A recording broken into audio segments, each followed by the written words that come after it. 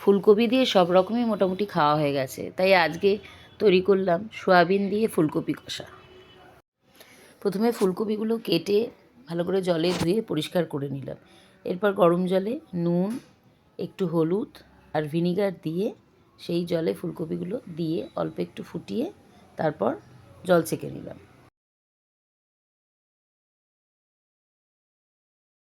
এবার আলু ডুমো করে কেটে নিলাম।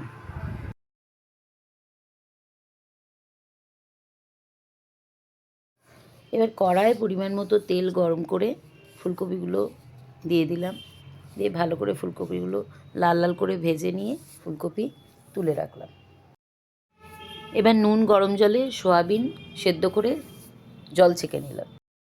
এক মুঠো চীনাবাদাম হালকা ভেজে তুলে নিলাম। এবার ওই তেলে আলুগুলো লাল লাল করে ভেজে নিলাম।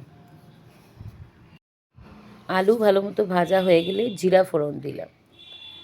কিছুক্ষণ নাড়ানোর পর টমেটো, কাঁচা লঙ্কা, আদার পেস্টটা সেই আলুর ভেতর দিয়ে দিলাম। এবার ভালো করে কষতে থাকলাম।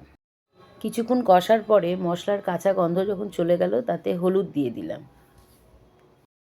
মশলা কষা হয়ে গেলে সেদ্ধ যে সয়াবিনগুলো ছিল সেগুলো দিয়ে দিলাম, দিয়ে আবার ভালো করে নাড়তে থাকলাম।